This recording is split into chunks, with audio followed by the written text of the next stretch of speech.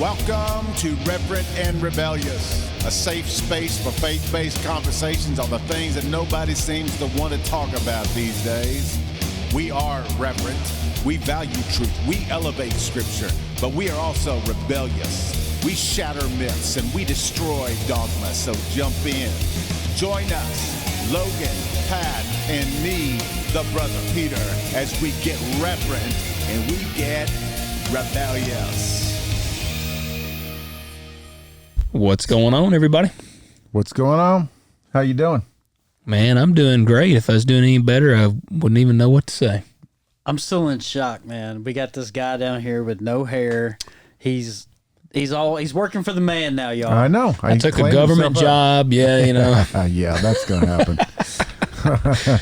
They wouldn't even let me in the doors. They'd be like, that's a dude that's been on our list for a while. Well, since you got a haircut, they might know. Maybe. He's auditioning for the Illuminati. Yeah, hey, don't give away all my secrets here. I know. I saw the way you had your hands folded over there. Yeah, the little triangle or whatever. It's weird, as I've never seen the back of Logan's neck before. And so he may not have either.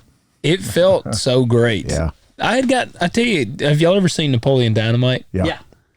I noticed last week I was hot. I got hot a couple of times. Made me think of Pedro. You know, Pedro's sweating. And then I cut my hair. Yep. And I literally was like, it was just a compounding thing. I had been working on stuff and my hat would fall off, my hair would fall in my eyes, and I ain't wearing a ponytail. So I just finally was like, I'm hot. My hair is getting in my face. I'm tired of this.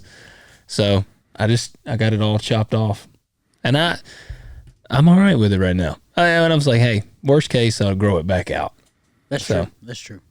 It's tough because you dedicate a year to growing your hair out. And you're like, man, that's a lot to like just chop off. There's some memories falling on the floor. There it is. Yeah. Yeah. There was a little gray in the floor, I noticed. That's what happens. Yeah. That's what happens. Yeah. I just tell everybody I went and got a crew cut and the crew jumped ship. That's good. It just bailed on me. I don't know what happened. I think actually. Yeah, that rebellious hair. When your brain starts to grow so large, it just pushes the hair. You ain't got no more room for the hair. Yeah, yeah. Just got room for brains. Well, use your brains. And you need to hit that like button. Yes. You need to hit subscribe, hit the little bell, and leave us a rating and review. I was just telling them, I think we got kind of shafted on Apple. Yeah, we're going to have to redouble our efforts. We are. We were sure we had 19 on Apple, and we only had 6 more to go before we got into the stream. And now we look, and there's only 17. Yeah, we're down. I don't know what's going on. I think the election was stolen from us. Yes. They did. They stole us, stole our ratings. Exactly. Well, on YouTube, we got 2 comments. Liz says, shameless plug for therapy. Go. Only way to break the stigma. When you describe the sick horse, I pictured the Pestrels in Harry Potter. Is that the like... I'm not a big Harry Potter Is that guy. the flying things? The like Grim Reaper things? But she says you can only see him if you've seen death. My nerd moment for the day. No comment, Logan. She's definitely a nerd. Yeah. So you commented. Yeah, sorry. She said, Pat, in response to what you said about promises, I found that it's hard to truly understand them until you have to stand on them. That's true. That is true. And then Amber says, good job, Logan. Great job with all the names, Pat. Thank you. Yes, they were all correctly said, too. Oh, absolutely. Yes. Articulately, flawlessly. Yes, absolutely. Yeah. I'm like trying to Pestrels. How's it spelled? This is Pest raw. I don't know. Pestral. I don't Harry Potter. Yeah, Pestrals. I see Thestrals. I don't know. There's Thestrals in Harry Potter. It's the dead clever. Maybe that's what it is. Oh, you nerd! You didn't even get the name right. No, I don't know if it is a Well, dead. It's got to be because it's like a horse figure. Yeah. It's really kind of. Come on, Liz. Looking. Maybe autocorrect got her. Maybe. Yeah, could be. The Thestrals. No, I won't rag on her too hard there. Yeah. That's interesting. Yeah, those are good. You know who we have been missing is our good friend Jay. That's what I was just thinking. Yep. He hasn't commented in a while. Yeah, I mean, he's just been strangely absent and silent. He has. What's the deal? Slacker. What about Where you at, Jay? I saw you Sunday and you seemed all right. You had on a cool shirt. Yeah. What's the problem here? See, here it is. I think it's happening all over. He's working for a bank, so he's working for the man now. He's working for the man. Yes, it's a conspiracy. Jay's going to show up with his hair cut off. And, he already has. Remember, he had long hair and then he cut it off. Yeah. He's going to come in a suit and tie next Sunday. All of you guys working for the man. I don't even know what to think about all this. Yeah.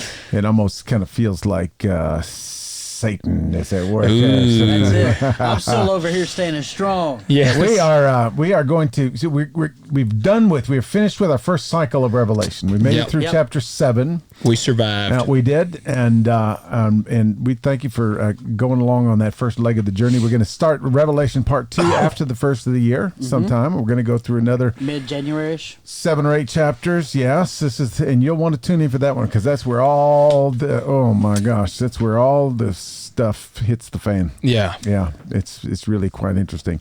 And so to kind of take us through this in between time, it's not quite the holidays, but it's almost the holidays. We decided to get joyful. Yes, to do a little series called "Let's Talk About Sex," and it's not what you think. SECTS. There you Let's go. Talk about sex. I told Marcy the name of it tonight, and she was like, "That is clever. That is clever." Thank you very much.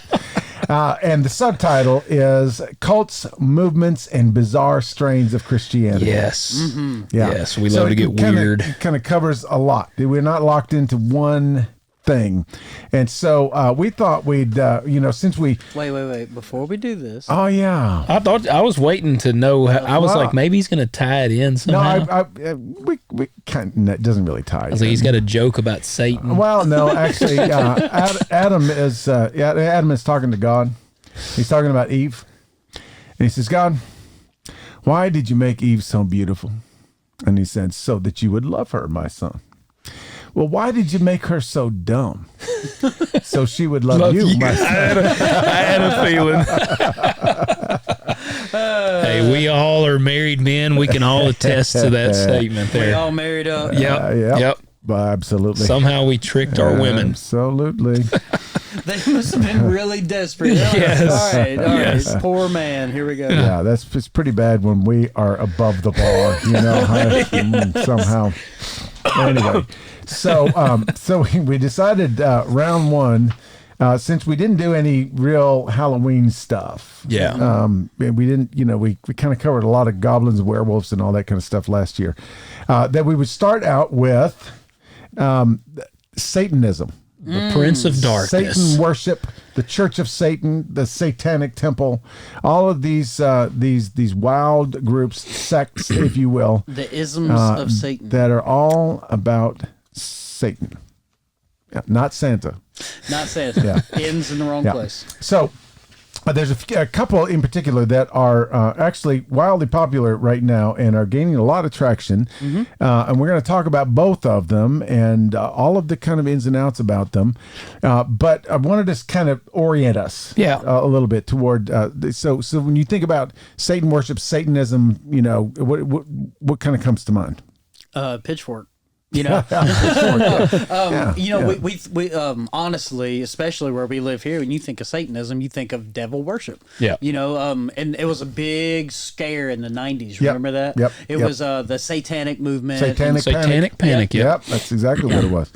And we're going to find out, actually, a little bit later. I have one more thing that I want to touch on after we get through these. That actually... There should have been some satanic panic. Okay. It was, they really tried to downplay that. But there was stuff going on. But basically, what do you think about, the whole Satan worship, devil worship kind of thing? Well, I'll tell you, we were working a field in Millington one time, and we came upon this weird, I think my dad was spraying, and he kind of called me later and was like, man, there's a thing out there you need to go look at. And it was out in the field, and this is kind of not desolate, but it's kind of away from a lot of stuff. Yeah. And in the field, there was this area that was kind of cleaned off, and they had burnt a Bible We had found a spot because you could see remnants of a Bible that somebody had burned. And at the time, I just remember thinking how weird that is. That is weird. And it kind of creeped me out because I'm like, man, somebody burning a Bible out here. But then as I've gotten older, it even weirds me out more because I'm like, what else do they burn with that thing? Are they like burning an animal? Like, is this like a weird sacrifice? So because I did later learn that there was some of that in Millington. Wow. Like there was some of that going on. So goat day is not just yeah. You know, when the guy comes out with the goat head on his head, you know, that's it. There's actually something going on there. That's exactly right. We're going to talk about that a little bit.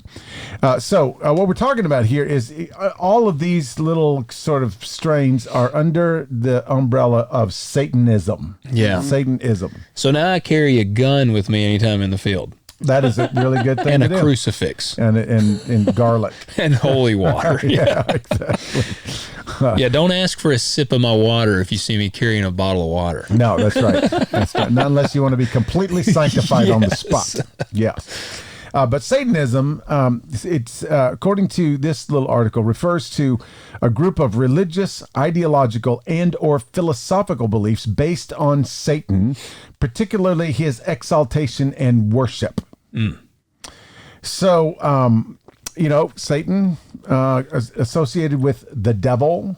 What are some other names? Lucifer, yeah, that's another one. In fact, there's one little strain called the Luciferians. Yep. Yeah. What about Dante? Is that considered one? Well, Dante was an author. Inferno. Yeah, he wrote the Inferno, and that's honestly where we get a lot of our theology about hell is more from Dante than it is really from Scripture. But it was all kind of tied into this sort of fixation at the time on hell and devils and demons and all these different kinds of things. Wasn't Damien supposed to be some name? Son of the devil. Yep. Okay. Son of the devil. That's it. In Christianity, the typical way to think about Satan is it used to be Lucifer, one of the the top angels. Some people will say he was one of the worship leaders in heaven. Yeah. I'm not exactly sure if that's true or not. But then got full of himself and pride, and all of a sudden sin entered in, and he had to get the hell out of heaven. He was cast down to the earth. God literally told him that. Get the hell out. Get the hell out of heaven. Yes, exactly. He said, "Get to hell out." Yeah, exactly. We cannot have any hell in heaven. So then we've got. Wait, so what about the country song that says, when you get to heaven, raise a little hell? Oh, no. Yeah. Come on. Is that not a theologically accurate song? No, actually, isn't that... if you want to get to heaven, you got to go through hell. You got to raise a little hell. It's something like I think there's one about raising hell in heaven. It could be. I think wasn't if you want to get to heaven, you got to raise a little. I think it was Ozark Mountain Daredevils. Maybe. I know there's the other one where it's like, if you're going through hell, you keep on going. Yeah. Oh yeah. Yeah. Just keep walking. Keep walking. That's exactly right. You'll eventually walk your way out of hell. That's the idea. Yeah. And if you find yourself in a hole, first step is to stop digging. Stop digging. Yeah. It is Ozark Mountain Daredevils. Man, there you go. There you go. There you go. Yeah, I used to actually like them a lot. All right, so we got other kinds of names, kind of associated. The Prince of Darkness? Prince of Darkness, for sure. There's chaos, there's Lilith, there's Set. Oh, Lilith. Yeah. So in my satanic studies for this one, that's what we were talking off air. My Google and YouTube algorithm is just ruined. I know. Off of this one, and I'm like, I was nervous. I'm like, am I dabbling in the occult, trying to research for this one? But the two goober heads that I was listening to on this podcast today about it, they said that Lilith was Adam's first wife. Oh, that's a big thing going on. Yeah. Yeah, and they're very confident about that. They were 100% confident. Absolutely, yeah. There's all kinds of evidence for it. When I listened to that, I was like, this is the dumbest thing I've ever heard. It is ridiculous. Yes, it Eve is. was runner-up. Yep. So we've had there have been sort of ideas about devil worship all the way through the Middle Ages. See a lot of dark magic, and, all that kind of stuff, and really I don't know, for various different periods of time. There have been the Salem witch trials, supposedly, the witches are connected with Satan worship and all these different kinds of things. But it's all kind of started culminating into sort of an organized fashion in 1966. Okay. So in 1966, there was this guy. His name was Anton LaVey. Wasn't his name actually Howard? I have no idea. I think his original name was Howard. It's very possible. And they said it wasn't he changed his name when he was 10. 10? He was 10 years old, and he started wanting to go by Anthony, but they said it didn't sound evil enough, so then he shortened it later to Anton. Anton. Because if you had to think of an evil guy, who sounds more evil, Howard or Anton? Well, that's true. That is Anton. true. A little bit of mystery involved. When I hear Howard, I think Howard the Duck. I love that movie. Yeah. That's where I go. So this is some definitions of Satanism here, and Anton LaVey, for those of you who don't know, started the Church of Satan. They just said, let's go ahead and just name it the Church of Satan. And so some of the definitions of Satanism are the worship or veneration or exaltation of the figure from Christian belief known as Satan, the devil, or Lucifer. Yeah. A system in which Satan is celebrated in a prominent position. And then this one scholar defines it as having three characteristics simultaneously. The worship of the character in the Bible whose name is Satan or Lucifer, the organization of these Satanists into a group with at least some kind of organization and hierarchy, and has some kind of ritual or liturgical practices. And I think that's kind of the key. And this was really the first time all of those factors came into play. So you had all of these sort of random, in secret, let's go out into the bushes and dance around a fire and put spells on people, things like that. They were most likely naked. It was extremely, from what I listened to on there, sex was 90% of the thing. Absolutely. Yeah. It's crazy. It's and not crazy the sex with the CTS. No, the other kind. Yep. What is Walpurgisnacht? Bless you. Yeah, it says in 1966, founded the Church of Satan on Walpurgisnacht. Well, it's April 30th. Everybody knows. Okay, well, it says April 30th. But why is that? I have no idea. We might need to run that one down. I did not come across that in my research. I'm going to say, what is Walpurgis? Can you spell that for me? No, I'm just kidding. Yeah, no, I cannot. The interesting thing about the Church of Satan. Now, Logan, you asked the question before we started rolling. It feels like Satanism or all these different organizations that are connected with the Satan kind of worship organizations. They only come out against Christianity. Yeah, they hate Christianity. Yeah. I don't ever hear them say anything about. Actually, one of the women on this podcast to listen to, she kind of mentioned Buddhism in a relatively positive way. Yeah, they're kind of friendly. Yeah, but she hates Christianity. Yeah. Hates. And one of the explanations, and I think this is pretty reasonable, it's because the original concept of Satan came from Judaism and was embraced by Christianity. Okay, really? And so since it comes out of Christianity, then they got to hate it. It's the anti-Christianity. Yeah. The Antichrist, if you will. Yeah. Yeah. Walpurgisnacht is Walpurgis Night. It's April 30th, originating from ancient Germanic and Slavic cultures, and it's got pagan roots. Celebrated the arrival of spring and fertility. It says here, okay, so medieval Christianity even had it associated with Saint Walpurga, an 8th century abbess. Yeah. Okay. And then modern occultism links to witchcraft, Satanism, and dark magic. So I guess it's just, instead of saying April 30th, they're like, it's Walpurgisnacht. Yeah. Okay. Okay. So let's all go out and get Walpurgisnacht. Yes. Yeah. There you go. It's a significant date for rituals. Okay. All right. So Anton LaVey, also known as Howard. Howie. Okay, so who was this guy? Now this comes right from the Church of Satan website. Okay, so this is going to be, there's not going to be any negative stuff about Anton in this little thing, but you can kind of read between the lines, and so he was born in 1930, died in 1997, so he was not immortal. What? I know. He was the founder of the Church of Satan, the first organized church in modern times, promulgating a religious philosophy championing Satan as the symbol of personal freedom and individualism.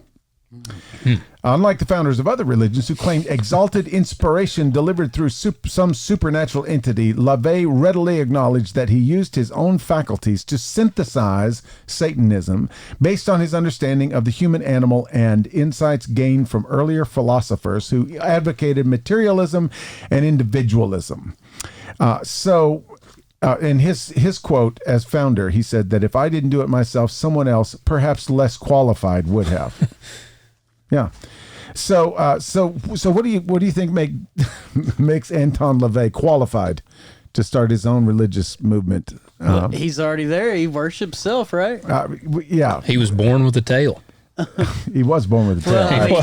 Well, also, he hung out with the carnies, man. Yeah. Okay, and so yes, this is the thing. The guy was an organ and calliope player for the circus. Yeah. Yes. That was his claim to that was his vocation. Could you imagine? Hey, Anton, what's your favorite song? Yeah. Exactly. Yeah, that one. So that was he played the organ and the If calliope. we have some carnies listening, Yeah. we're not trying to hurt your feelings here. No, but see, here's the deal: is calliope playing was so uncool they don't even do it anymore. The modern carny will not know what a calliope is. I don't know what it is. It's a keyboard instrument of sorts. Sometimes they had buttons, sometimes they had keys, and it was air powered. Okay. And so these little pipes, hootie pipes, that's why it made that hootie sound. And, Did it have to have like a compressor to it, or is it? Well, I mean, sometimes they would have somebody in the back pumping the bellows. Oh, wow. Yeah, it was It's an intricate machine. It was quite a deal. Yeah. And it was portable. It was small. Yeah. And so they would have, the organs would be more elaborate and they'd be louder. Yeah. Calliopes were like played kind of on the midway. So if the dude gets to cutting up, the guy in the back's like, wearing out them bellows, trying to keep it aired up. He's like, slow down up there. But when It was about as cool as a kazoo. yeah, exactly. But when you go and you ride the horses on the carousel, Yeah. and they got that little music maker in the middle, Yeah. that's an electric calliope. Oh, okay. That's not very cool. No, Yeah. it's not. It's not. That's where they would sit in the middle of the carousel, and Gotcha. There you go. And it would play those. Did funny they little spin songs. with it, or were they stationary? No, they're stationary. All right, I was Spun gonna say, around could them. you imagine? That would not be good. Maybe that's what makes it sound like that. I don't know. Maybe. It says. Born in Chicago in 1930, his parents soon relocated to California. There was the first problem. Yeah, No. exactly. But that's what it says. That westernmost gathering place for the brightest and darkest manifestations of the American dream. He would.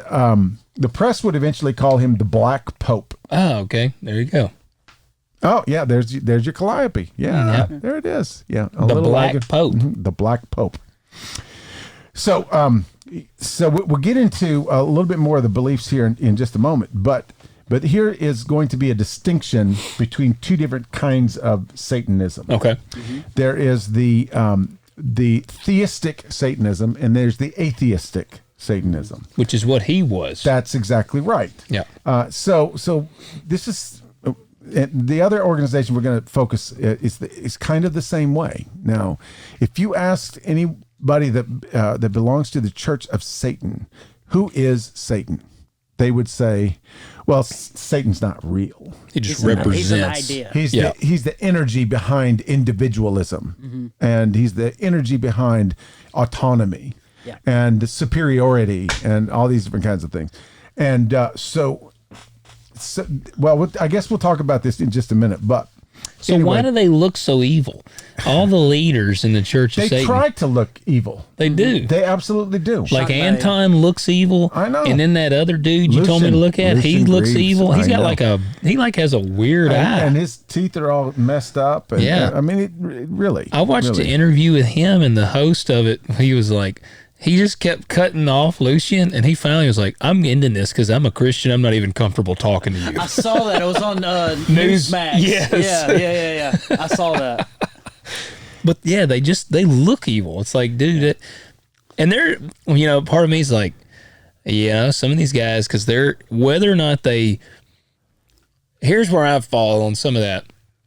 Do they honestly not believe, or is that something they say so that it kind of like cools the air a little bit? It's like, oh, we don't actually worship the devil. That's exactly what they'll tell you. Yeah. Is that they do not worship Satan. In fact, they don't even think that there's an actual entity. They don't, in fact, old Lucian Greaves, we'll see in a minute, does not believe in anything supernatural. Yeah.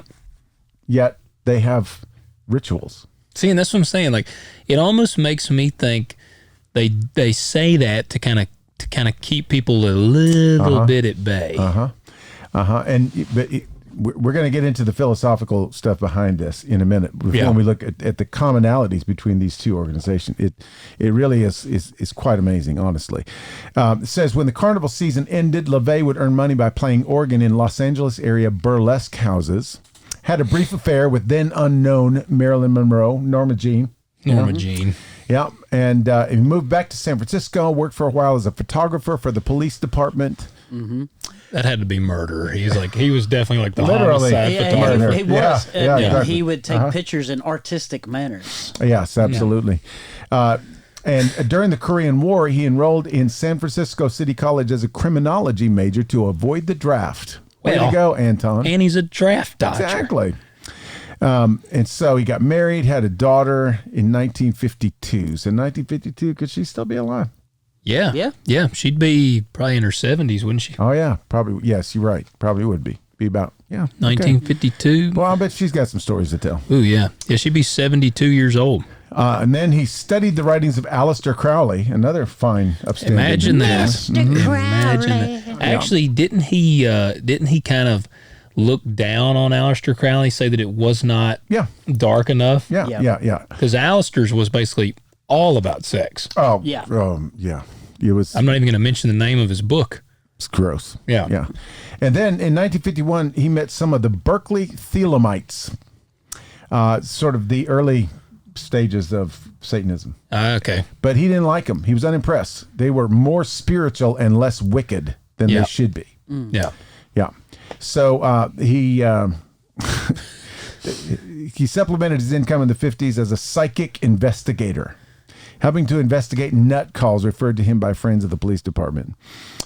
So he would, they actually said too, you could hire him to go sit. He would come to the cemetery with you, and he would sit in the cemetery and like in hopes of manifesting like a loved one or something like that. But we don't believe in anything. But he doesn't believe in that. Yeah. That's exactly right. Honestly, some of this stuff, it just says he made stuff up. Yeah. He made up these particular cases to keep himself working. Yeah. Yeah. So anyway, he in 56 he purchased a Victorian house in San Francisco, painted it black. Must have made the neighbors happy. Yeah. That would be later become home to the Church of Satan.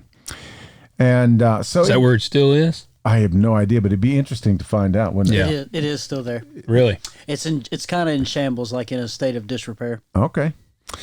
So we need another road trip. Sure. Yeah. Are we going to infiltrate that one, Pat? We might I'm need to. so down. Satanists do not scare me. Yeah. I fill that whole place up with uppercuts. So, Hit you in the face for Jesus. That's what we're going to do. That's it. Yeah. punch him in the nose for Jesus. Yes. Yeah, exactly. So he began to get his philosophy out by releasing a record album called the Satanic Mass. The album featured a cover graphic named by LaVey as the Sigil of Baphomet. Sigil of Baphomet. Yeah. And if you want to know what the sigil of Baphomet looks like, I have a picture. It's right here. It is. Oh, I've seen that. Mm-hmm. Yeah, it's the pentagram with a goat's head in it. Yep. Yeah, That's their symbol. I gotcha. Yep. Okay. And I got a little paper on how it came about. It's a little long and involved, but we may get to it. But then the sigil of Baphomet was on the album cover, and then in addition to the actual recording of a satanic ritual, side 2 of the LP had him reading excerpts from the as yet unpublished The Satanic Bible. Mm-hmm. Yeah. So he was in the process of writing the Satanic Bible. You can buy it on Amazon if you want to. And then he wrote The Complete Witch, re-released as The Satanic Witch. He wrote another book called Satanic Rituals in 1972, as kind of like a workbook, to the Satanic Bible. Yeah. It's like, here's the Bible, here's the rituals, right? That you do to the person you don't believe in. That's exactly right. And then he wrote a collection of essays called The Devil's Notebook, and another one called Satan Speaks, and that's all of his books. So, what do these people believe? You might ask. Well, here are the 9 satanic statements. Okay. Yeah. Okay. Couldn't quite get to 10, huh? Nope. One less than. So they had to do that to just take a jab at the 10 Commandments. Well, they just couldn't think of another one because it's it's a counterfeit kind of thing. I mean, if rule 1 is do whatever you want, where do you go from there? Yeah. Exactly. Yep. So here it is. Number 1, Satan represents indulgence instead of abstinence. Yep. Okay.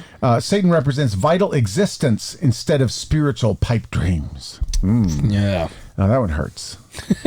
Number 3, Satan represents undefiled wisdom instead of hypocritical self-deceit.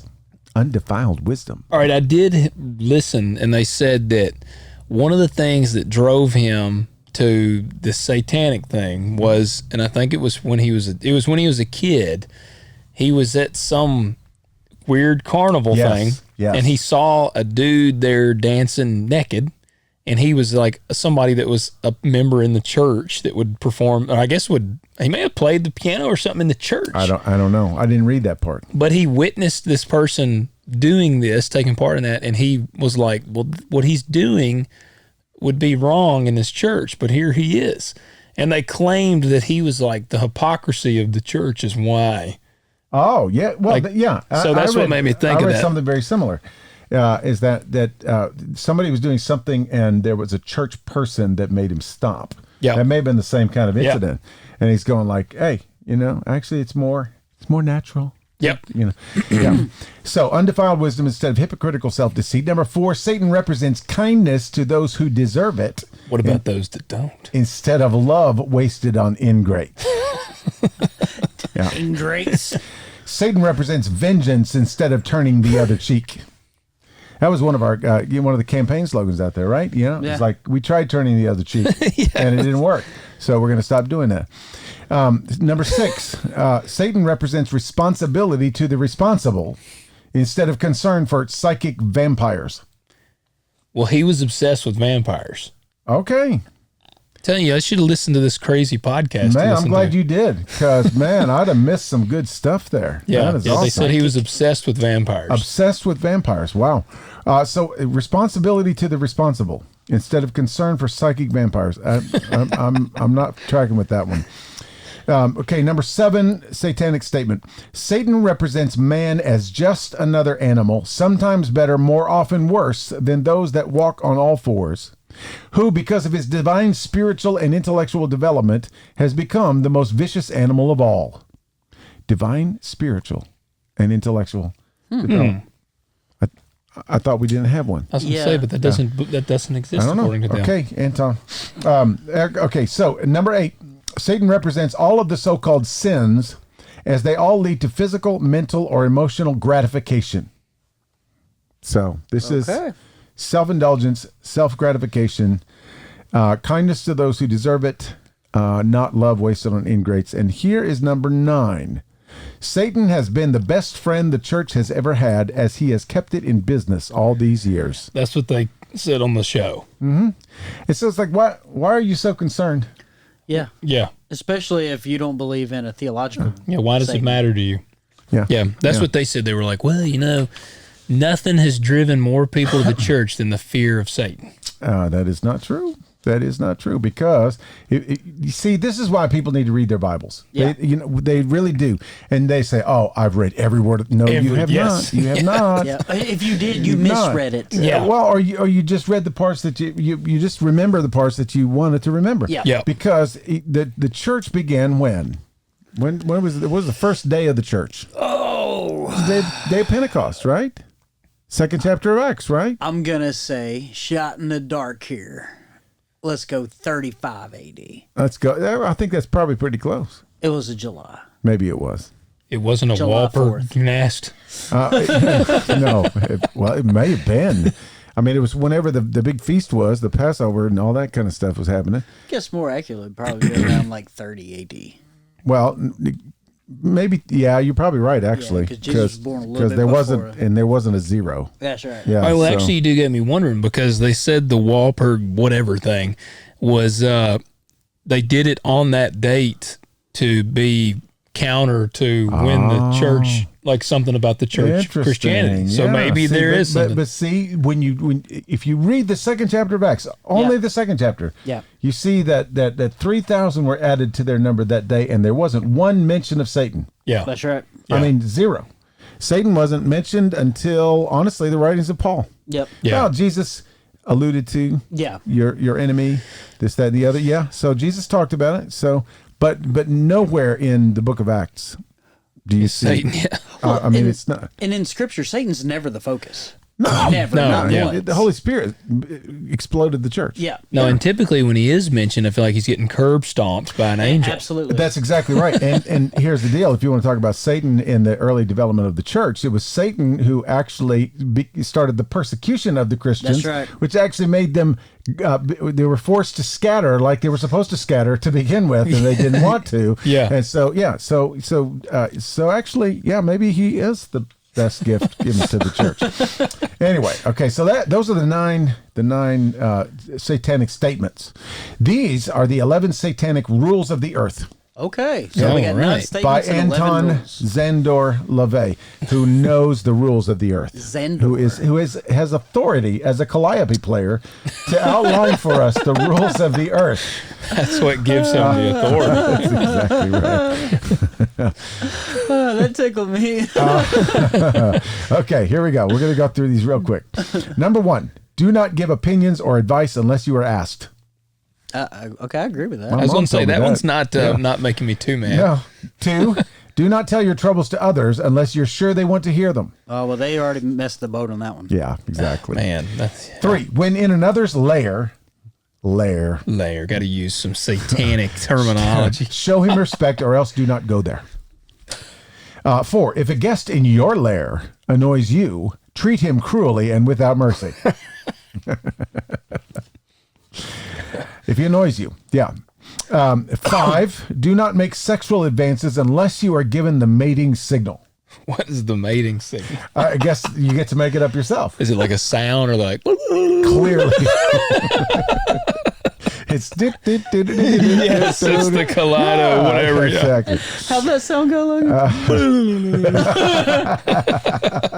It's exactly how I called in Marcy. Yeah. Oh yeah, that gets her every time, doesn't it? Absolutely. Please don't make that noise one more time. I can't handle I can't resist. Yeah. Okay. Oh, stop it already. This is too fun of an episode. You I know. We're Oh, talking you're about- crying. Number 6, do not take that which does not belong to you unless it is a burden to the other person and he cries out to be relieved. What would that even be? What would somebody want you to take from them? Please take my. This is Kenneth Copeland. Please take my 7th jet. Yes. He's Relieve tired of me. buying fuel for that one, Yeah, paying exactly. insurance on it. Okay, 7. Acknowledge the power of magic if you have employed it successfully to obtain your desires. Acknowledge it. If you deny the power of magic after having called upon it with success, you will lose all that you have obtained. But they don't believe in magic. Well, apparently somebody does. Oh. I don't know. Do not complain about anything to which you need not subject yourself. Okay. In other words, mind your own business. Yeah. Probably. Yeah. 9, do not harm little children. 10, do not kill non-human animals Non-human animal. unless you are attacked or for your food. Non-human animals. So you can kill to eat. Yep, that's what he says. And then finally, 11, the 11th satanic rule of the earth. When walking in open territory, bother no one. If someone bothers you, ask him to stop. If he does not stop, destroy him. I love that last part. If he does not stop, destroy him. They're like their level of escalation. I know. It's like, do not harm little children. yeah. Unless they annoy you. Then destroy them. Yeah. When walking in open areas, like that dude just farted. Kill him. Yes, kill him. Yeah. Yeah. Man. Oh, man. I know. And so, okay. It talks a little bit about pentagonal revisionism, a 5-point program. Just really quick. Basically, he's refuting the idea that Satanism or the Church of Satan is all about kidnapping, drug abuse, child molestation, or animal sacrifice, or child sacrifice, any stuff. So he says we've wasted far too much time trying to explain all that stuff. Here is our 5-point program. And just very quickly, stratification. Can be no more myth of equality for all. It only translates to mediocrity. In other words, we're the strongest. Yeah. We're the better. Okay. Strict taxation of all churches. Of course they want that. Except now, aren't they a 501 whatever? They are still not. Oh, really? The Satanic Temple now is. Okay. Yeah. So they can't follow this anymore. Well, it says if churches were taxed for all their income and property, they crumble overnight of their own obsolescence, and the national debt would be wiped out as quickly. Then it says no tolerance for religious beliefs secularized and incorporated into law and order issues. Yeah. To reestablish lex talionis would require a complete overturning of the present injustice system based on Judeo-Christian ideals, where the victim defender has been made the criminal. All that. Then development and this is very good. I'm glad I read this one because I forgot about number 4. It tickled me to death. 4. This is one of their pillars. Development and production of artificial human companions. so they're not AI fans? No, they are. Yeah. This This is what they want. This is an essential. Yeah. Yeah. The forbidden industry. An economic godsend which will allow everyone power over someone else. Polite, sophisticated, technologically feasible slavery. And the most profitable industry since TV and the computer. Well, Anton, be happy to know I used some AI here to get some of these notes. Well, you need to get you an AI best friend. Yeah, or girlfriend. Yeah, there you go. And do you see what's happening here? So everybody can have power over somebody. Yeah. Because he's kind of acknowledging that if part of the Church of Satan's agenda is to always dominate somebody, well, somebody has to be dominated. Has to be dominated. Yeah. So we make fake ones. And then we can just dominate them anytime. Dominate them all, yes. Wow. And then and see them driven before you. Then the 5th point is the opportunity for anyone to live within the total environment or of his or her choice, with mandatory adherence to the aesthetic and behavioral standards of the same. What does that mean? Everybody has to... You control your own domain. And if someone's in your domain, they have to abide by your... Yep. That's exactly right. It just made me wonder, when you sneeze, what does an atheist say to you? Hey, when you die, nothing happens. Yeah, exactly. May the universe... universe bless you. Yeah, exactly. You sneeze, the Church of Satan. Go to hell. They say, Walsberg. Yes, exactly.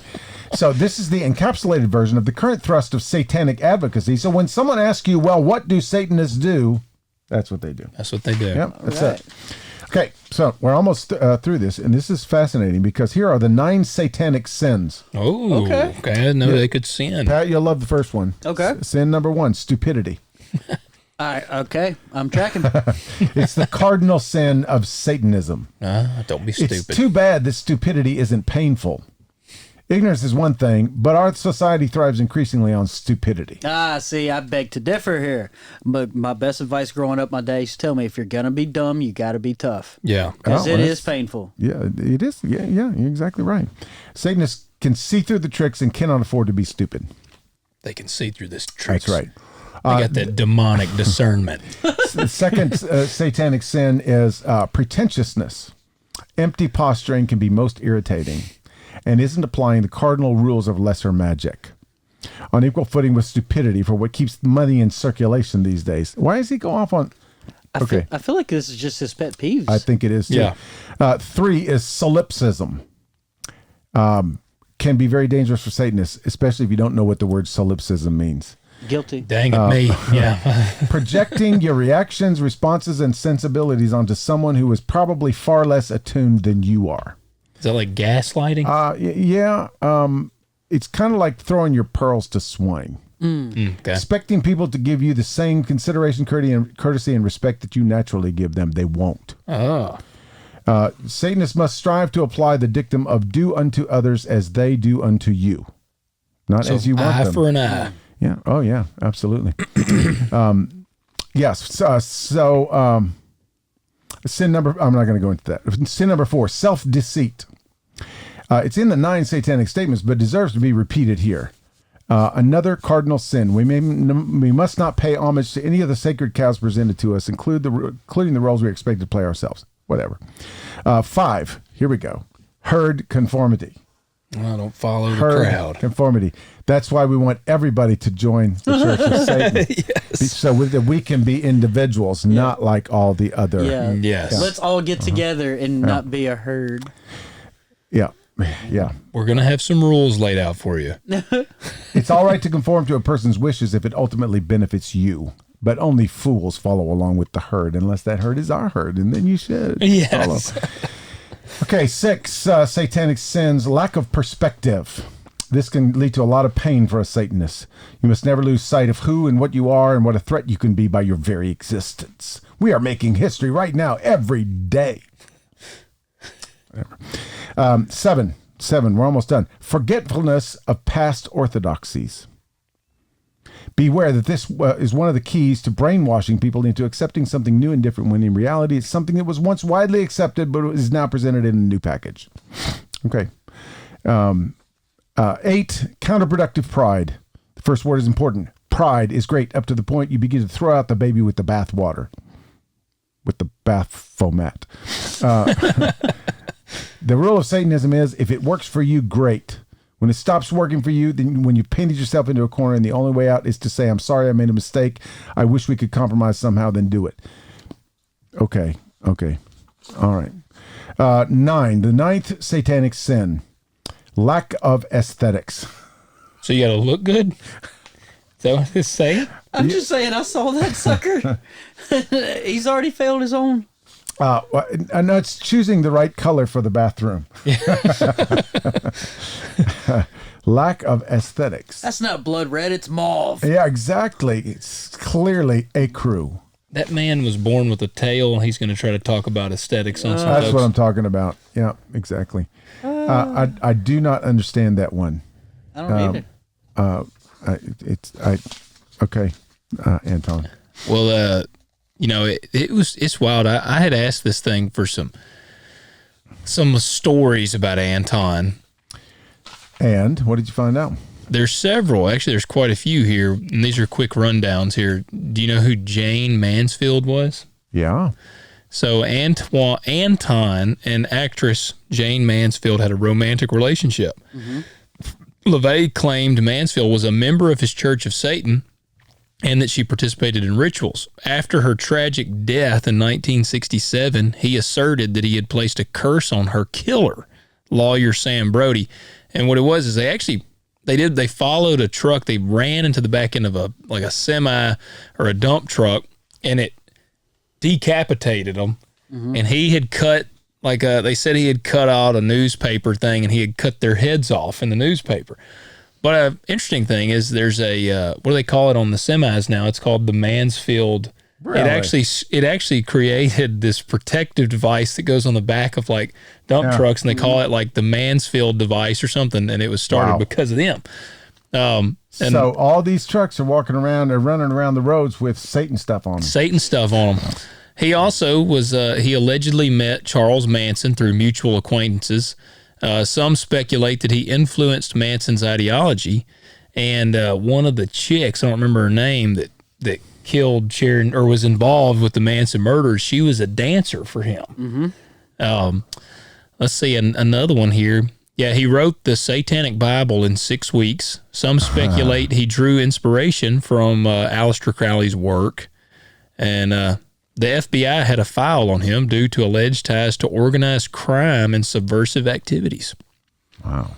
And you know when he died, that they claimed, some people said that he had portaled out of his body and he got trapped out of his body and he wasn't able to return. And they said that's how he died.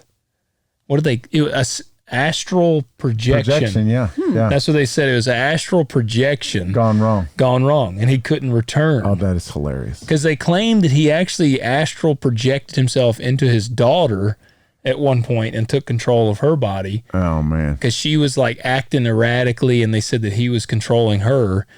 But yeah, supposedly when he was like on his deathbed, he had astrally projected and could not return. So Satan got him. Well, this is, but he didn't believe in Satan. No. This is what's so crazy though, because let me get the date on here. In 1975, he was the technical advisor on a movie called The Devil's Reign, and it's about the Church of Satan and a cult of Satan. Now, listen to these people that were involved in this movie: Ernest Borgnine. If you know him, he was like a famous comedian. William Shatner. We know William Shatner. Tom Skerritt. All right. Joan Prather. And John Travolta. Wow. And now here's what's crazy is John Travolta actually converted to Scientology on the set of this film when he met the lady Joan Prather. She was a follower of Scientology from L. Ron Hubbard. Yes. Who also has ties with Anton. Yeah. Isn't that wild? Yeah. That is absolutely crazy. Yeah. That just shows how deep his connections were in Hollywood. Well, he was in Rosemary's Baby. Yep, he was a technical advisor on Rosemary's Baby. Well, they said he played an uncredited role as the devil. So did Sharon Tate. Sharon Tate was a party goer in that movie. Really? Mm-hmm. There you go. Man, oh man. Yeah, well, they were laughing. They were like, because he was approached. They said he was often approached in Hollywood for satanic devil stuff, but they said, but yet he claimed to not believe in exactly. Satan. Well, and they have on. Well, you can download this. This is information for prison chaplains, because they don't really give you a lot of. You have to buy the Satanic Bible. Yeah, you didn't buy it in the workbook. No, I did not. It was like $79. It's like, no, I ain't doing Miss that. Karen go to pick up the mail. She's like, what the crap? Exactly. So if you want to really know all, but like in prison chaplains, they're required to conduct any kind of religious type ceremony that any inmate desires. Really? Yeah. So even if you're not Catholic, if they want the last rites. So if you were a Christian, like a Presbyterian chaplain, and they want to do a satanic thing, you have to do it. You don't have to. But I mean, you're strongly urged to fill that role. And typically, what a lot of them will do, they'll go get somebody and bring them in. I was gonna say, if it was like a terrible person, he's like, I want a satanic thing. Is the Christian chaplain? Is he like, don't worry, bro, you'll see him in just a little bit. Exactly. I just take a Satanic Bible. And here you go. Take it with you. You'll be there shortly. Well, I can stand here and just cuss at you for an hour. That'll help. So through this, you get a little bit of a clue as to what some of this stuff is all about. But there are a couple of things in the opening statements that are very interesting, because first of all, it tells us that Anton spent a little bit of time as a lion tamer as well. Okay. So apparently that was short-lived. I mean, it was so anyway, but it says that he studied. Here we go. To Satanists, he says, Satan is a symbol who represents pride, liberty, and individualism, qualities often defined as evil by people who believe in and worship external deities. Satanism is thus not devil worship. There is no belief in God, Satan, the soul, the supernatural, or in any form of afterlife.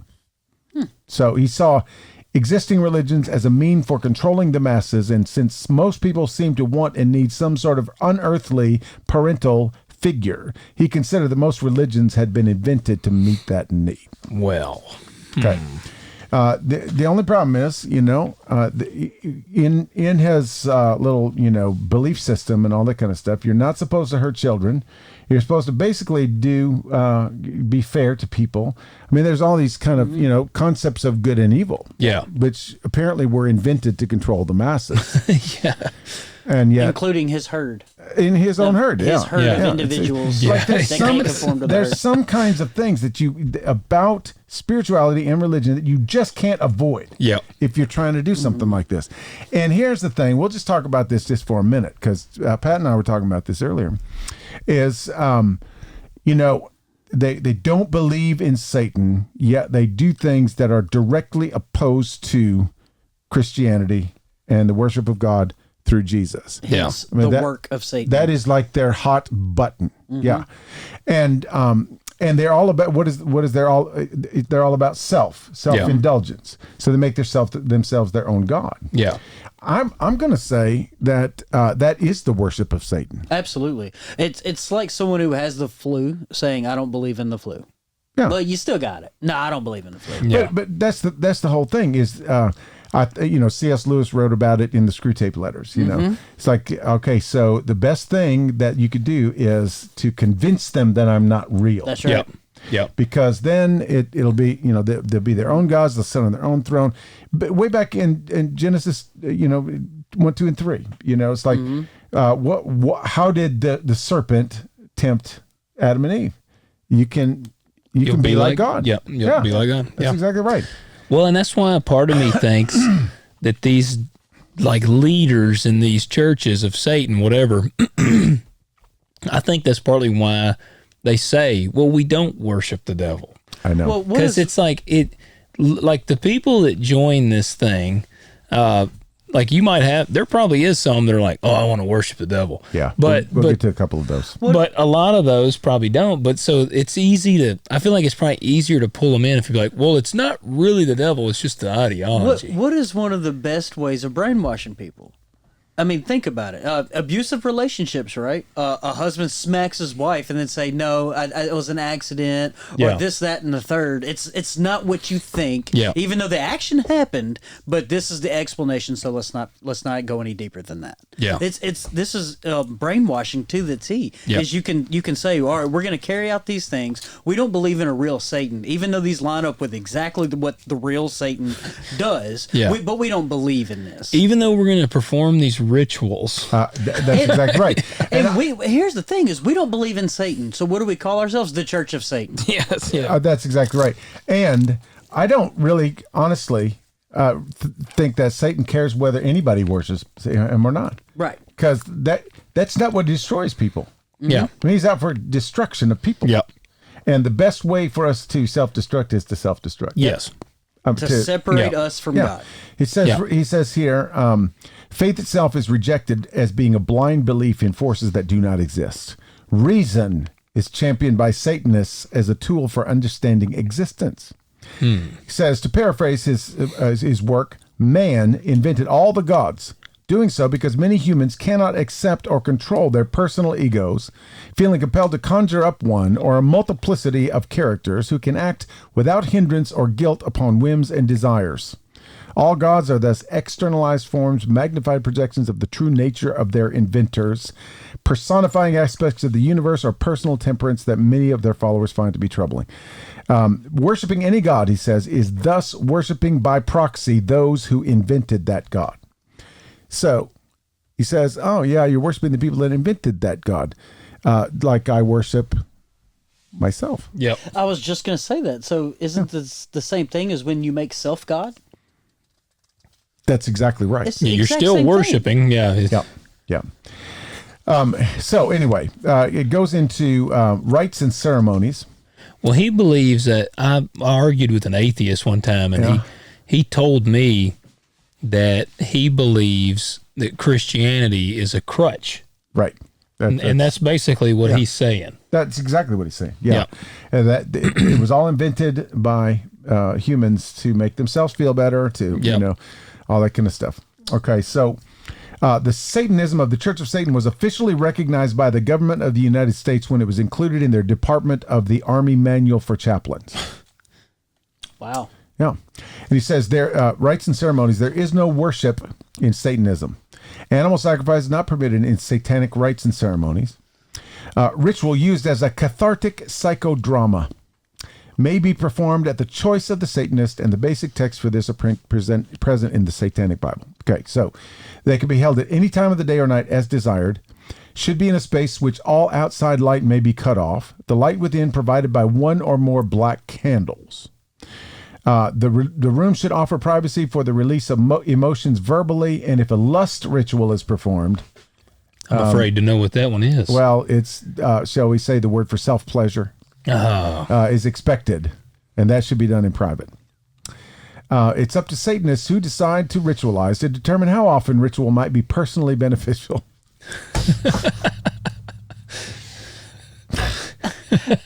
I'm just confused on this. I really need a ritual right now. Yeah. How did it make it into the Army Chaplain's Handbook with one of your nine tenets is if you walk around minding your own business unless someone bothers you, then destroy them. Yeah, exactly. Try that on In an the Army Army. base. And then, exactly. And then, set up a little room where you can do your rituals as often as you need. There's no special day of the week for Satanists. If a Satanist decides to ritualize on a monthly basis, it is often done on the night of the dark of the moon. What if somebody's witnessing when they're in there performing a ritual? That's what they get into this. It has been traditional for group rituals to have a nude or semi-nude woman recline on a platform to serve as an altar. But, as stated in this Satanic Bible, this is not required.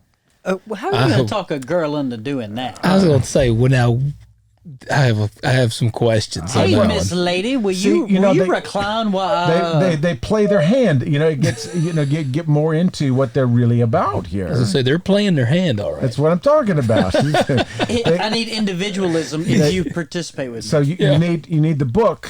You need a table or a platform to serve as an altar, black candles, and an additional white candle if a destruction ritual is performed. What is that? I have no idea. It's in here. So you need a sword, a gong or a cymbal, a phallic symbol, and water in a bowl.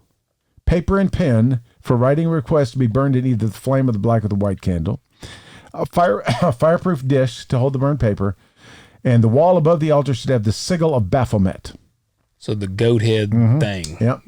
Pentagram, whatever. Yeah, and you can you can like make a copy of it and hang it up on the wall. What's the sword for? I don't what's know. the phallic thing? What that crap is that for? So confused. That's for group rituals. Pat's wondering about this sword. I'm wondering what's up with the phallic item up there. I mean, when you got this certain body parts involved in this and we bring out a sword, I'm concerned. That's true. That's very true. I completely agree with that. But they do say you could use like a stick or a wand or an outstretched arm. Outstretched arm. Yeah. So anyway, that. Good Lord. Yeah, it's probably in there. Like, it's like, what are the holidays and festivals? What is the fast day? None. Fasting has no role in Satanism. Yeah. So that's. And there are different levels you can get to. You can become a registered member, an active member, Satanist, 1st degree, a witch or a warlock, 2nd degree, a priestess or a priest, even though we don't believe in divine anything, 3rd degree, magister, 4th degree, and get this, MAGA, 5th degree. Hey, what's the difference between this and a Wiccan? Wiccan is... Because we did kind of Wiccans, but Yeah, it's more of a nature worship. Okay, yeah. gotcha. They dance around out in the fields, mostly naked. I was going to say, it tends to have a lot of nudity. I'm telling you.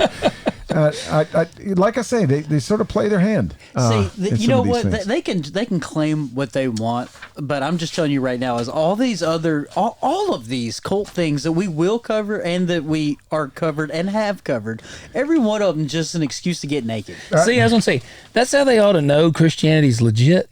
because it forbids you We from tell getting you to naked. behave yourself. Yeah, like if somebody made this up, they'd be like, you must be naked to do this. Yeah. Like Right. Paul and them Right. would have been a little more creative. Yeah. You know. Oh, yeah. Yeah. Yeah.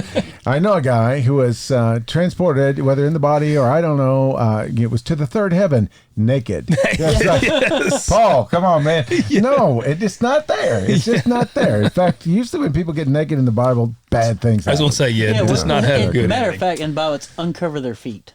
Yeah. Uncover their feet. Yes. Yeah, just like King David said, go down to your wife's house and wash your feet. Yeah.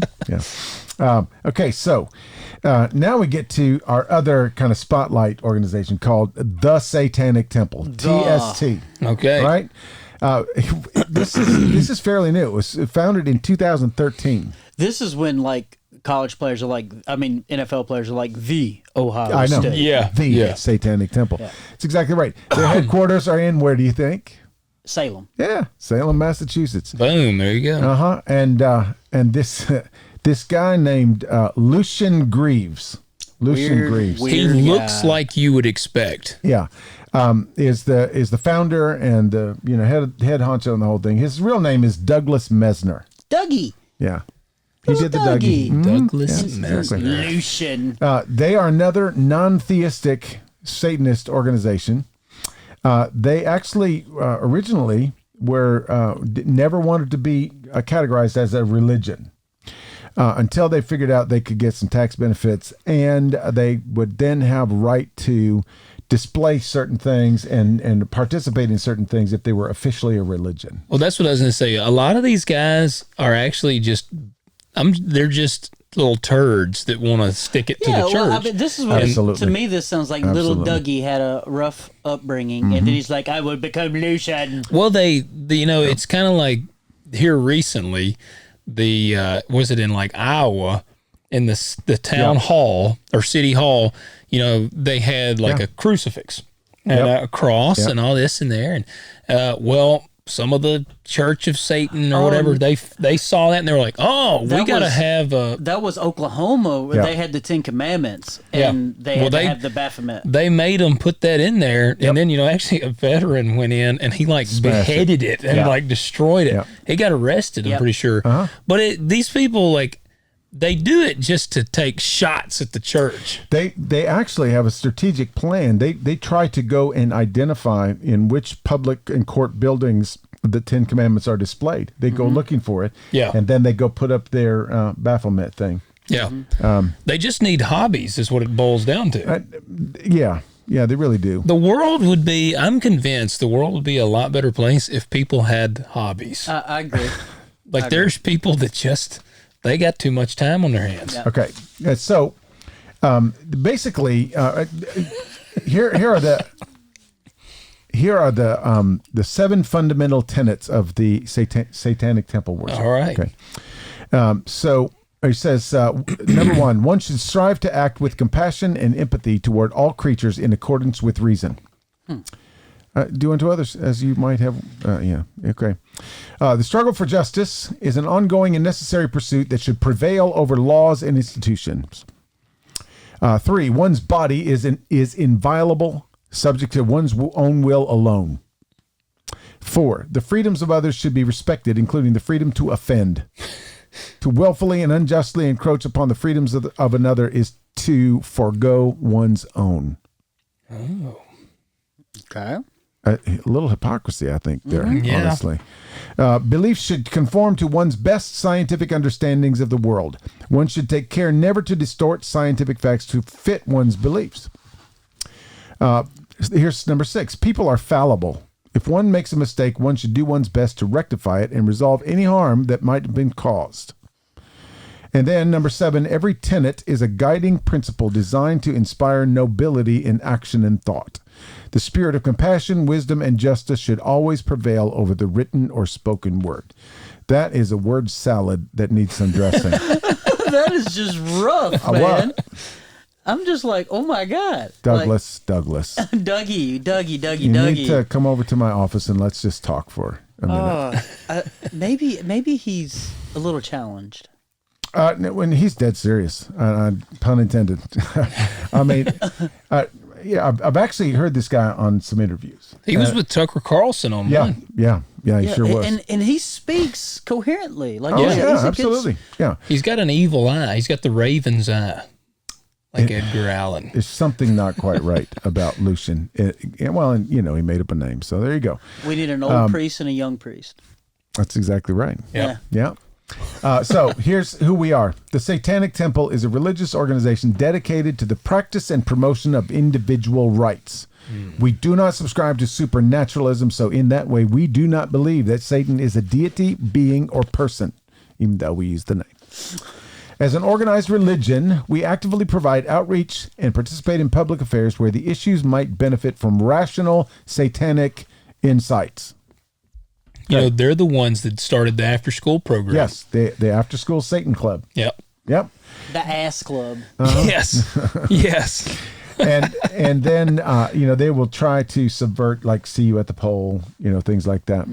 Anywhere where in fact they will go to high school football games, and if somebody is allowed to pray there, they will insist that they be given their time to pray as well. And they will pray a satanic prayer because they feel that that's their right. It's their right, and the Supreme Court justice will uphold their right. That's what he told Tucker. Yeah, absolutely. What do you think, Pat? When I was a kid, people like this would just get punched in the head. Yeah, they would. Yep. Yeah. And just be told, shut up and go home. If this bothers you, don't come. We would say you're being dumb. Yeah. Yes. You're Just just go being home. dumb. Tucker told him that, basically. Really? Tucker was like, why do you keep doing this? Because it was about the after-school program. And the guy's like, we're not trying to do anything. We're just we're trying to provide a place for children. And he's like, no, you're not. He's like, you're just doing this because you're mad that the church has got a thing. And he's like, that's not what we're doing. He's like, yes, it is. You are full of crap. Like, he literally told Lucian that. Whenever anyone does something in opposition, the opposite of something else, that by definition is opposition. Yeah. Well, and see, here's the deal. Okay, so here's our mission. The Satanic Temple facilitates the communication and mobilization of politically aware Satanists, secularists, and advocates for individual liberty. Why? So I can't have mine because you want yours. Yeah. So if you're a fan of a football team, you would be a herd conforming to a herd. So why do you want to bring your satanic individual beliefs to a herd community? Anyway, grow up, Dougie. He wants to encourage benevolence and empathy among all people. I will never call him Lucian. It'll always be Dougie from now Yeah, on. for sure. As we embrace practical common sense and justice. As Satanists, we all should be guided by our consciences to undertake noble pursuits, guided by our individual wills. We believe this is the hope of all mankind and the highest aspiration of humanity. His idea of a noble pursuit and Just to mine be are a very pain different. in the butt That's what is I'm all he saying. wants to Yeah. be. They just This is the definition of crying out for attention. Yeah. Look at me, look at me.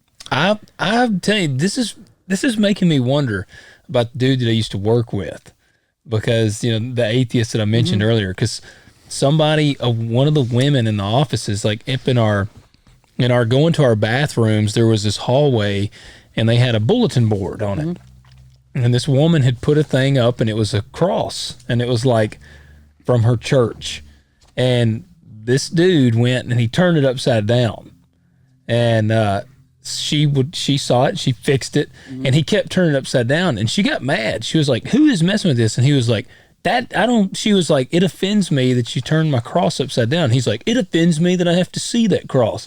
And I'm just like, oh, shut up. Yeah. Like that's from like, dude, get over yourself. And here's my thing about the atheistic view, right? Is they're offended by church stuff. How are you offended by something you say is fictional? Yeah. You don't even believe in this. Why does it matter? It's just like when church people get offended by Harry Potter. Yeah. Like, it's a movie and a book. It's fiction. Get over it. Yes.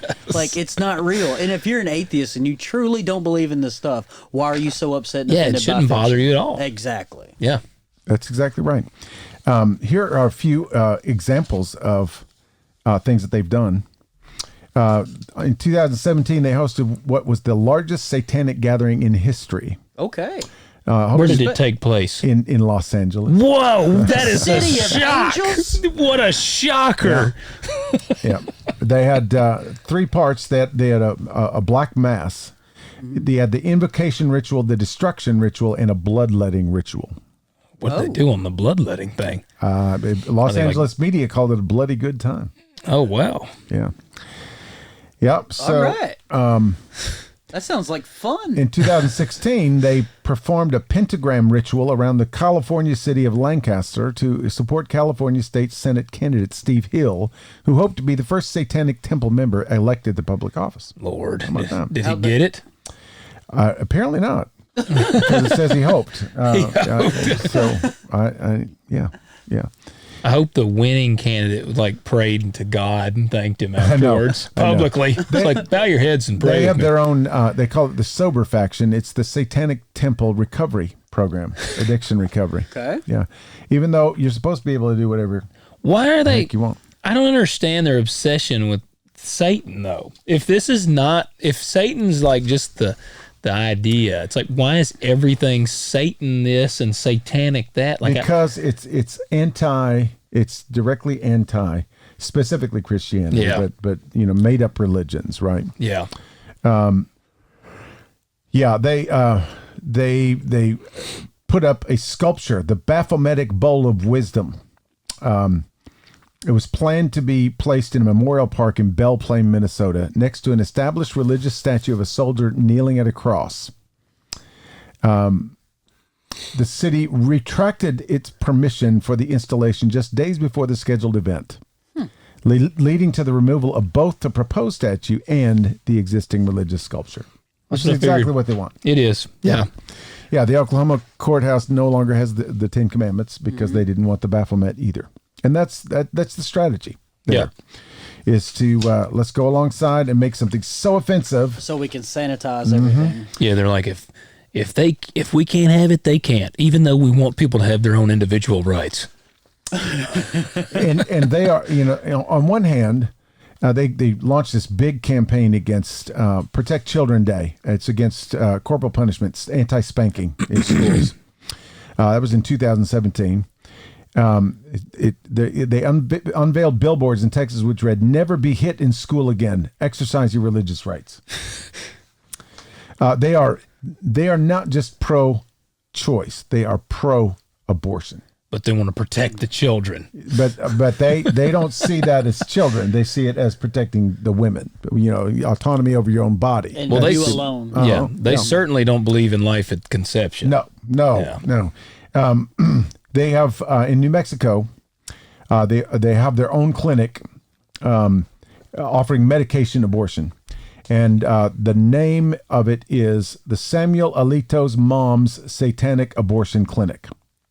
Samuel Alito's mom must be some significance to Samuel Alito. Isn't that like a Supreme Court judge or something like that? I'm not sure. Mm-hmm. Samuel Alito. Yeah, Alito. Yeah, we're going to look really stupid on this episode because we don't know what that is. Samuel. But I know you're right. Associate Justice of the Supreme Court of the United States. So there you go. I bet you, is he like a Christian and they're using it as a remark at him? Yep. Because we won't go down that rabbit trail. But wasn't he pivotal in the whole Roe v. Wade thing? I'm gonna look and see. I'm sure. Okay, so then they also did Planned Parenthood counter protests. So they were protesting the protesters. He's a Catholic. Oh, well, there you go. That's all you need right there. The anti-abortionist groups were planning to protest Planned Parenthood on a particular day, and they protested the protesters by holding a guerrilla theater performance that included 2 men dressed as clergy pouring milk on kneeling actresses. And then they brought children to the Texas state capitol who chanted "F you" and "Hail Satan" while holding signs reading "Stay out of my mama's hootie hoo." Man, it just sounds like pleasant people. Yeah, you know what gets me with them? They're people that literally are just looking for things to be offended by. That's what they actually are. Yeah, they had a pink mass one time over the grave of Katherine Johnston, the mother of Westboro Baptist Church founder Fred Phelps. The Mass was held after the Westboro Baptist Church announced their intention to picket the funerals of the victims of the Boston Marathon bombing, which is messed up. It was wrong. It was, it's just totally gross. Well, I think we could put Westboro Baptist Church as one of those cults as well. Oh, yeah, for sure. Yeah. We'll get to them. But anyway, the Pink Mass was officiated by Lucian Greaves, and consisted of two gay men kissing over Johnston's grave while Greaves touched the tombstone with something very inappropriate. And an incantation intended to change the deceased's sexual orientation. Well, I will say this. Fred Phelps. It's funny it happened to you. Yeah. But I don't agree with it, but it's... Yeah, no, it is messed up. So anyway, that's enough about the Satanic Temple. So we got the Church of Satan, the Satanic Temple. I'm just going to really quickly, I want to look at for a second at least one of these theistic Satanist organization. The most prominent being the Temple of Set. Yeah, that's the Aleister Crowley one, right? That's what came out of his whole thing. Mm-hmm. It's an occult left-hand path religious organization founded, Michael Aquino, the founder of a Church of Satan grotto in Louisville, Kentucky. So it was like one of their churches. And he left the church, taking 28 members with him. He was angry that Anton had devalued his high-level grade of magister in the church. But he also disagreed with LaVey's materialist philosophy. Anyway, he did believe in the supernatural thing. Yeah. And so it says that Satan as symbol was only part of the truth. So Aquino held a ritual to ask Satan where to lead his defectors. And on the night of June 21st, 1975, Satan told him to reconsecrate my temple and my order in the true name of Set. No longer will I accept the title of a Hebrew fiend. In other words, the Hebrews that came up with the name, right? Mm-hmm. Thus, Aquino came to believe that the name Satan was a corruption of the name Set, the Egyptian god of darkness. So the philosophy of the Temple of Set is enlightened individualism, enhancement and improvement of oneself by education, experiment, and initiation. This is where a lot of the satanic rituals kind of things began. Yeah. The temple teaches that Set is a real entity, the only real God in existence, with all other gods being created by the human imagination. The Set is described as having given humanity, through the means of non-natural evolution, the black flame, or the gift of Set, which is a questioning intellect that sets humans apart from the other animals. Is that the black flame that's got to be lit by a virgin so that the witches from Hocus Pocus can come out? I think that is the one. I honestly think. Yeah. Then you've got the Order of Nine Angles. Okay. Yeah, they've got their own little version of a pentagram-ish kind of thing. Is this but there's a math-based one? Apparently. Hold on. So he thinks that the devil created mankind. So he does not believe in the big G. That Set is the only God. Only God. Every other God is made up. Okay. And so they do and they don't call it worship. Nobody wants to say they worship Satan. Yeah. But they're freaking worshiping Satan. I don't know how else to say it. Yeah.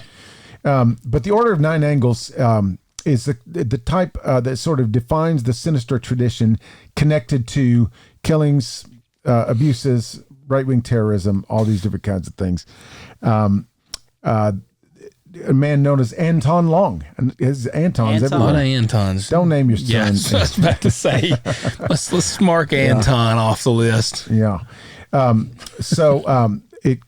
It consists largely of secretive autonomous cells known as nexions, operating as a network of allied satanic practitioners, which it terms the collective. A lot of them are in Europe. Now they're in South America. Now they've sort of joined forces with white supremacist groups and troubled young men through its material online. They describe their occultism as traditional Satanism. They not only encourage human sacrifice, but insist it is required in Satanism. Wow. Referring to their victims as opfers. So where do they get the people for that? They're people who demonstrate character faults that mark them out as being worthy of death. So they'll murder you. No, they will use you as an object of sacrifice to Then now we're getting in toward the satanic pact. Yeah, and situations. that's exactly it. There's another organization called the Joy of Satan. They're into ancient aliens and stuff like that. Okay. And so they're polytheists, but Satan is the big cheese. Yeah. And then you've got the Luciferians. Luciferians revere Lucifer not as the devil, but as a destroyer, guardian. I was going to say gardener. Destroyer, guardian, liberator, light bringer, and or guiding spirit to darkness, or even as the true God, as opposed to Jehovah. Yeah. So they sort of disbanded after a while because their landlord didn't renew their lease. He was like, "Yeah, enough of you Satan worshipers around here." But so what I wanted to get to in the last little few minutes is I listened to this podcast called the Naked Bible Podcast. Yeah. It's the best podcast on the face of the earth. Besides this one, That is not being contributed to anymore because the founder has passed away. oh, that's right, your best friend. My best friend, Michael Yeah. Heiser. Hey, this we'll say there is apparently no Temple of Set in Tennessee. No, really? Yeah, I was like, I bet you there's some of them weirdos around here. I said, is there any Temple of Set in Tennessee? The Temple of Set does not appear to have a known presence in Tennessee. Okay. Well, maybe we need to start with it. They call them pylons. Really? It says Pylon. the temple structure allows for members to establish pylons, which are essentially local chapters focused on magical work and spiritual growth. They operate under the guidance of the temple's leadership and Council of Nine. I feel like around here that would go over about as well as a turd and punch bowl. Well, You know what I mean? I would think that, but I'm telling you, like there used to be a weird satanic thing in Millington. Yeah. Yeah, Shelby County though. That's true. That's like a different world. It is. It is. No, I kind of feel like around here it'd be not as much Temple of Set, maybe more Joy of Satan. Yeah. I think that's probably what, or maybe we couldn't go with Luciferian because we wouldn't get our lease renewed. That's right. That's right. So I want to touch on this one little weirdness. I first got sort of introduced. Just one weird. Yeah. Yeah. It's one little extra added We're bonus of finally about to weirdness. get weird. The bonus weird. Now this is actually it relates to all of these. Yeah. Okay. It relates to all of these, and this is one of the reasons why I wanted to. This is kind of fresh in my mind because there's these two women that were featured on Michael Heiser's podcast, and they just go by Fern and Audrey. Okay. And they've got a YouTube channel. You can check out their work. They are amazing human beings, like literally. They came out of the sort of Pentecostal deliverance movement, like where you do exorcisms and you cast spirits out of people and you discern. They were both very much into that, and they began to encounter things that were a little bit above their pay grade. Yeah. Like freaky things. Yeah. Gotcha. And it wasn't like, they weren't afraid of demonic spirits. They weren't, it wasn't, they felt like, God has given us authority over them. So They were believers. Oh yeah. Big, strong believers, still are to this day.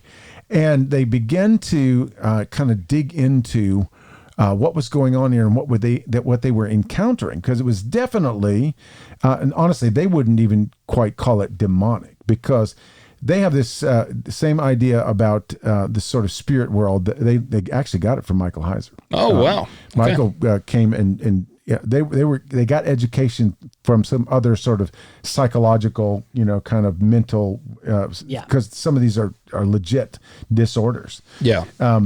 But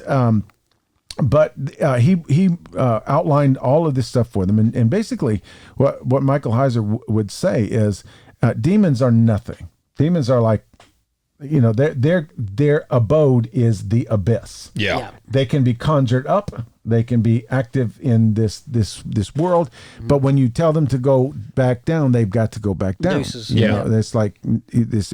But then when you get into the divine council beings, the Elohim, They are not bound. They are pervasive. They are they are the powers in the air. Yeah.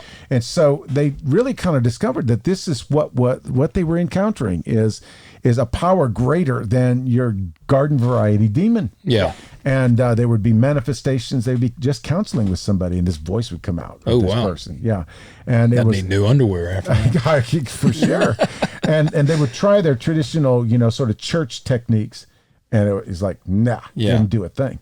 And what they discovered was, and this is why they went back to school, went to get some formal training, that what they were encountering was dissociative disorder. Mm-hmm. It used to be kind of called schizophrenia or multiple personality disorder. And it is a legit diagnosis. They will medicate you for it heavily. And but they just kept feeling like there was some sort of spiritual sort of background to it. Yeah. And so they educated themselves in all these areas. They have high-level clinical degrees now. And they help people recover and work through this dissociative disorder, especially when it is caused by intense brainwashing and what do we call it? Trauma-based mind control. Yeah, like MK Ultra. That's exactly what they were talking about. Yeah, that's a crazy thing. So tell me, you guys tell me about MK Ultra. I just know MK Ultra was, they basically had trained people more or less, the CIA, so that they could essentially use a word that would flip the switch in your brain, and you could perform, like, they could have you perform an assassination. Mm-hmm. And then once it was done, you would be out of it, and you would have legitimately no idea that you had just performed that. Mm-hmm. You were a sleeper agent, as they would call it, basically. It was twofold. One side was to be more like a Manchurian candidate, like you just said, and the other side to see was to test and see what people would give up. Yeah. Would be to drug them, put them in a very vulnerable situation, and see if they could extract information from them to develop truth serum, if you will. Yeah. And other mind control things. And this was a reaction. They were sure that the communists were doing this. Yeah. They thought that the communists have perfected it. Yeah. That this was brain warfare. Yep. And so there was a big thing in 50s and 60s, and there was a big court case, and they destroyed all the boxes of documents except for they found 2. Yeah. Mm-hmm. And so this is where we get all of this Wasn't that the movie The Men Who Stare at Goats? Wasn't that kind of part of that with George Clooney? I don't watch movies about goats. Well, they supposedly they were training them to where they could kill you with their mind. And some guy, they would try to stare at a goat till it would explode. Well, there's some people say that Charles Manson was part of these experiments, and they were very, very, very popular in the San Francisco area. Yeah. And it was done through brothels and prostitutes and things like that. The Haunted Cosmos, I've talked about that podcast before. They did an MK Ultra episode. It's pretty darn good. Oh, I haven't gotten to that one yet. Yeah, it's a good one. Yeah. MK Ultra is crazy. If you are if everyone knows I'm on a government watch list by now, but if you think that your government is trustworthy, you need to study some MK Ultra. I didn't have to go but down 2 levels to get this whole big ream of information about it. And it frightened me. It's crazy. You can spend months researching MK Ultra. It's a lot. Yeah. It's a lot. So the reason I wanted to bring this up is because what Fern and Audrey began to see is the same techniques from MK Ultra being used by satanic ritual groups. Really? Yes. Now, here's the funny thing about this, because I found 2 articles. They were locked. You have to have credentials to get in them. Oh, wow. But they give you the abstract, which is the introduction. Okay. And what kind of credentials? Either academic credentials or, in this case, government credentials. Oh, so you need like some clearance level here. At the very least, you have to be approved to be messing around with. You're really getting on a list. I know. The things you're poking around at, they're like, who is this Peter? It just keeps popping up in the system. The brother Peter. The brother Peter. But the interesting thing, I don't even need to read these abstracts to these articles, because both of them, what they say is, well, we've been, here it is. In recent years, therapists have been confronted with thousands of cases in which both children and adults are alleging horrendous abuse at the hands of satanic cults. These patients have been labeled as ritually abused and or satanic cult survivors. How to make sense of the memories of atrocities described by such individuals has resulted in tremendous controversy within the field. Unfortunately, both clinicians and researchers tend to take strong, emotionally based positions despite the absence of sufficient empirical data to do so in an educated fashion. So they go on to tell, this article is going to debunk the whole thing. And same thing, the Office of Justice, U.S. Department of Justice, same, almost word for word, Yeah, there's been a lot of these things lately, and there's no evidence whatsoever until you talk to Fern and Audrey. Yeah. And they will tell you that the things that they have unearthed have been bone-chilling because the MK Ultra techniques have lived on in these satanic cults. And that's crazy. What it does is causes this. I got to look them up. Dissociation. Let's just call it that.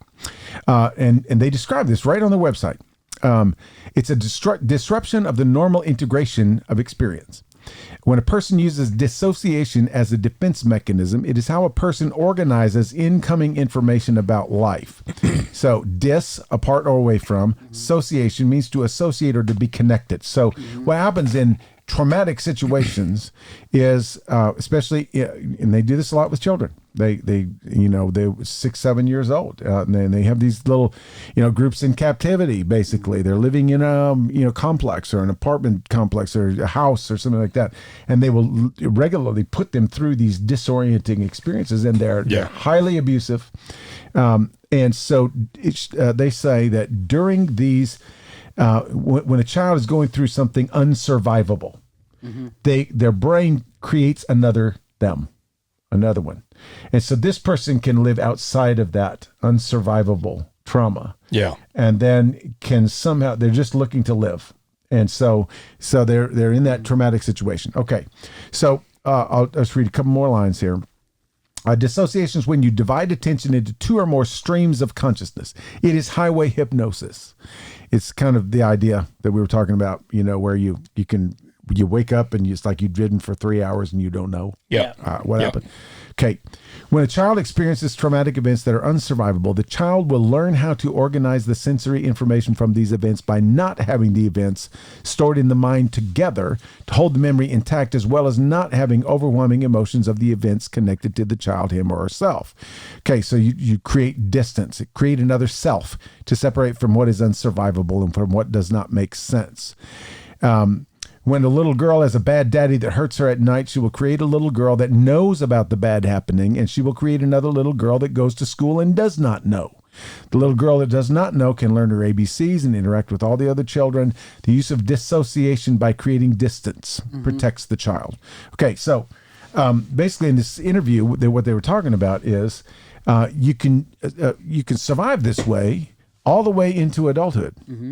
And you can, you might have some odd behaviors, might have some triggers, might have some, odd things that, but typically when you get to either to the age of parenting, when you have a child that is the age of you, or especially when you have a grandchild that is the age of you, you all of a sudden it starts to misfire because your two selves start to come back together again, because you are thinking about that child who is exactly the age that you were when all this happened to you. Did I tell you all about my buddy that his wife, she was having pain? I think it was like back pain suddenly that had come out of nowhere.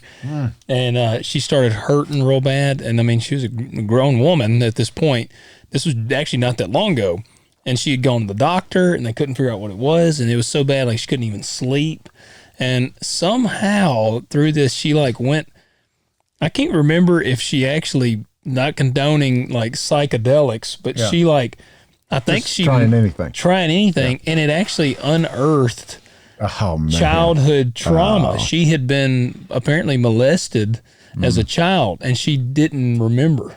Wow. And it's had her body, because he said after after that came forward, he said her back stopped hurting and she started sleeping. This is what they're talking about, is that it will manifest itself in some way. Yeah. And there's a book out, it's a very, very good book, a very popular book called The Body Keeps the Score. Yeah. It does. And it'll either happen in your brain or somewhere else in your body. But it will eventually come out. And when it does, especially in these cases of this ritual abuse, it is mind control, brainwashing, and abuse of every kind, all wrapped up into one. And while the government did it experimentally, these people do it ritually. Yeah. This is part of their, and don't let them tell you they're not worshiping Satan. Yeah. They absolutely are. Yeah. And so they have had to train themselves and educate themselves as to how to walk people out of these dissociation episodes. Wild. Yeah. And of course, not all of them are satanic rituals. Some of them are just terrible, awful, traumatic situations. Yeah. But an increasing number have a lot to do with, these Temple of Set and, some of these others. Some of them are just independent organizations. Some of them just read these books and they get into this stuff. But it may seem like, hey, it's harmless on the outside. It's the Church of Satan. It's a Calliope player, or it's a guy named Lucian who, fancies himself to be so special by poking everybody in the nose. Yeah. Okay. They believe in Satan. Yeah. Yes. And they esteem highly. They esteem Satan. And the worship of Satan is the worship of themselves. Yeah. That they have the right and the ability to do whatever they want to do. And at the expense of other people. There's no love in this. And they will destroy you. Yeah. And what does it say about the devil? He moves around like a roaring lion, seeking whom he may destroy. Yeah. Yep. What the thief comes to steal, kill, and destroy. Yep. Yeah. It's all here. And then when you move on into the inside, when you get all the way down into the inside, it's this stuff. Yeah. It's this stuff that literally is destroying people. And I'm telling you, they can all say that they've shunned Aleister Crowley's teachings and all that, but that was his catchphrase: is "Do what thou wilt." Yeah. Yeah. Is do what you want, and that's what each one of these are saying. Yeah. Yeah. And what did Jesus say? Take up your cross. Deny self. Yeah. Deny self. Yeah. Yeah. And, love your enemies. That's it. Don't destroy them. And so it was really wild. I listened to a particular podcast on Monday nights. It comes out every Monday. And they're two guys, probably a little bit younger than me. But at the end of the podcast, one of the guys who is a pastor near Nashville read the Sermon on the Mount from the Message version. Probably a lot different. It took about 15 minutes to get through. Yeah. But it was just the coolest thing. Yeah. Because it was just read straight through. I wasn't looking at the words. I was just hearing it in my ears. Yeah. Mm-hmm. And it was just like, man, that's the way to live. And that is exactly the opposite. I mean, polar opposite of everything these, I can't find it, these fine, upstanding gentlemen. I was going to say nincompoops. Yeah, nincompoops. Fiddlesticks. I couldn't find the right word.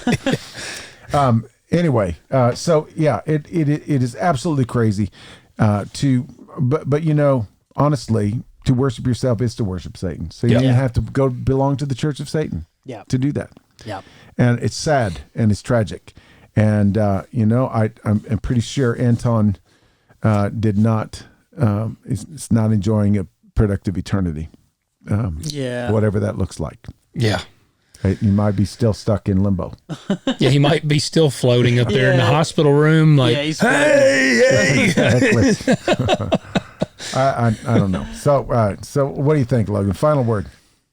It's just crazy to me. Well, it's exactly what it said from the beginning. I still believe, just like you said, they're using just smoke and mirrors, and they say, we don't worship the devil. I know. They worship the devil. I mean, it is what it is. That's that is an extreme thing. If you think about, like, I'm going to convince people to follow Satan with me. The best way to do that is be like, well, we don't actually follow Satan. It's just, we're just saying that, man. Hey, and so that's where I'm like, yeah, they are devil worshipers. And, we have a good time. This has been a fun episode, but, But as we've said in the past when we did our demon stuff and all that, like, man, don't go dabbling with this crap. Mess with it. Do not do it. Yep. Don't dabble in it. And because it's very seductive because it feeds you. Yeah. Yeah. You know, like you can do anything you want. You can have any kind of experience you want, even if it's at the mercy of somebody else. Because we made up a rule that this person qualifies for destruction. You know, it's kind of like Calvinism, right? Yes. God did. He hates some. Yeah. I'm just saying.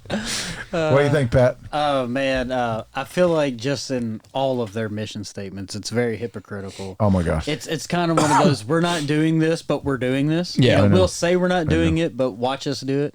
Yeah. And man, it's one of those. It's like, who hurt you? Yeah. Dougie, who hurt you? Yeah. I think you just need a hug, man. I know, and it's like this really hypocritical view of justice. You know, we want justice in this world, except for when it comes to me. Yeah. I don't want justice for Yep. me.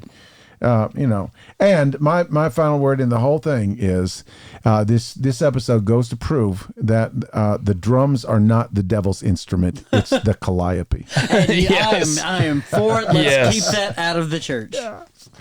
And you know, one of the most famous songs where the calliope is mentioned, What?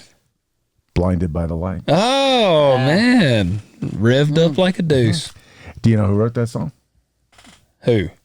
Aleister Crowley. Bruce Springsteen. Yeah. He might be the Antichrist. That's what I'm just saying. Yeah. Let's count up the letters in his name and see if they equal 666. I'm sure we could do some sort of formula and make it. Yeah. We probably could. Yeah. Then- Anyway, so Then we got Striper on the other end saying, "To hell with the devil." I know, Yes. I know. And then God saying, "Get the hell out of my heaven," right? Yes. Yeah, exactly. I know.